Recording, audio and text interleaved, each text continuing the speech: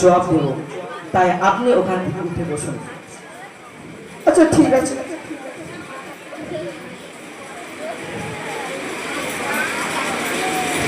দেখুন ভাই, আপনি বেশ কঠিন এবং জটিল প্রশ্ন করেছেন।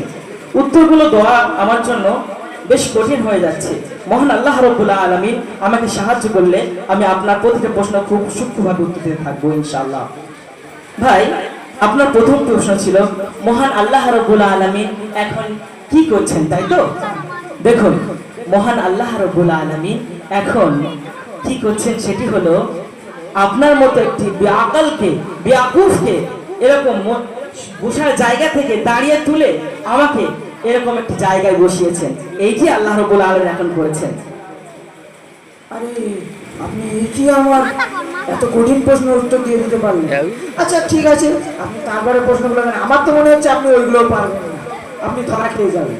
ইনশাআল্লাহ আমি সেগুলো পারবো। আপনি দ্বিতীয় প্রশ্ন করেছিলেন মহান রব্বুল আলামিন এখন কোন দিকে তাকিয়ে আছে, তাই তো?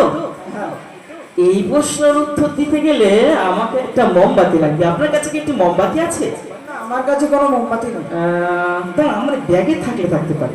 আপনাকে ব্যাগ থেকে মোমবাতিটা বার করে দেখাচ্ছি।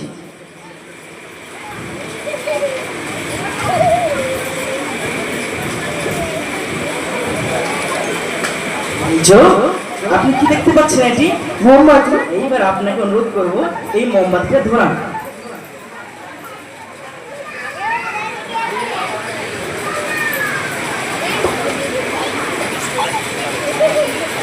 ধরুন, এই মোমবাতিটা ধরে গেছে। এখন আপনি বলুন এই মোমবাতির আলো কোন দিকে গেছে? দেখুন তো ভালো করে। চারিদিকেই যাচ্ছে। ভালো করে দেখুন। হ্যাঁ, চারিদিকেই যাচ্ছে। এবার বলুন আপনি কি আপনার প্রশ্নের উত্তর বুঝতে পেরেছেন? না, কিছুই বুঝতে পারলাম। আমি জানি আপনি বুঝতে পারবেন না। যেরকম ভাবে এই মোমবাতির আলো চারিদিকে গেছে, ঠিক তদ্রূপ ভাবে মহান রবের দৃষ্টি তদ্রূপ ভাবে চারিদিকে ছড়িয়ে আছে। আল্লাহ রাব্বুল আলামিন বলছেন আল্লাহু বাসীরুম বিল ইবাদ। আল্লাহ তাআলা তার বান্দার অবস্থা অবলক্ষণ করেন এবং মহান আল্লাহ রাব্বুল আলামিন সর্বহালাতে সবকিছু দেখতে থাকেন। বুঝতে পেরেছেন? আপনি কি এই প্রশ্নের উত্তর পেয়েছেন? আরে আপনি তো দ্বিতীয় প্রশ্নের উত্তরও তো দিয়ে দিলেন। আলহামদুলিল্লাহ। আচ্ছা, এই শেষ বলার উত্তর আপনি দিতে পারবেন না, এটা খুব কঠিন প্রশ্ন। আচ্ছা দেখি, আপনি উত্তর পেয়ে যাবেন। দেখেন তো। ঠিক আছে, দেখা যাক। এই প্রশ্নের উত্তর দিতে গেলে আপনি অঙ্ক জানেন? হ্যাঁ জানি তো, আমি তো অঙ্কর মাস্টার। ও, তাহলে তো বেশ ভালোই হলো। আচ্ছা বলুন তো, আপনি বলছিলেন মহান রবের আগে কে ছিল বা কে আছে? এই প্রশ্নের উত্তর বলতে গেলে আপনাকে একটু সংখ্যা গুনতে হবে। আচ্ছা, আপনি 10 থেকে উল্টো গুনতে গুনতে আসেন তো।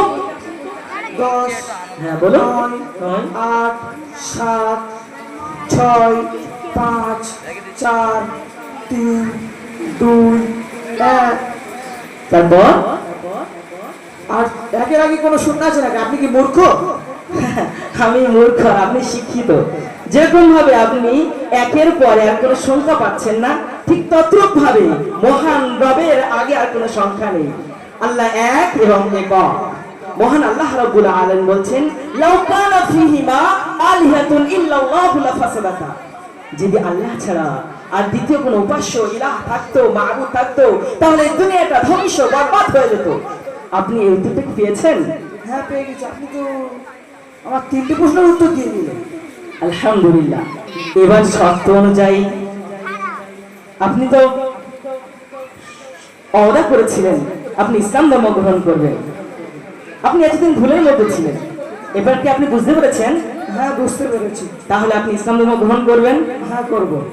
তাহলে আমার সাথে সাথে কালেমা তাইয়্যিব পাঠ করুন। লা ইলাহা ইল্লাল্লাহু মুহাম্মাদুর রাসূলুল্লাহ।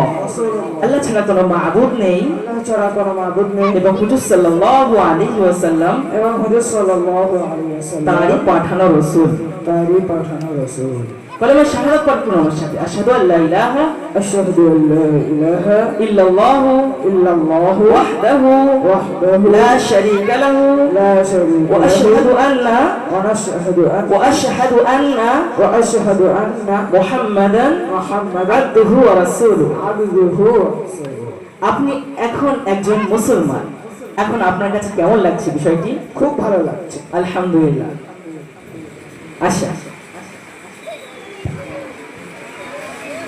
আপনার কাছে এখন অনুরোধ, আপনি ইসলামের বাকি বিধিবিধানগুলো জানবেন এবং এখন আপনি আমার কাছ থেকে একটি আপনাকে বই দিচ্ছি, এটি সময় করে করে আপনি পড়বেন এবং আপনি একজন মুসলমান। আলহামদুলিল্লাহ, আপনি সর্বসময় আল্লাহ তাআলার বিধিবিধানগুলো মানতে থাকবেন। ইনশাআল্লাহ আল্লাহ তাআলা যদি চায় আপনার সাথে আমাকে জান্নাতে সাক্ষাৎ হবে ইনশাআল্লাহ।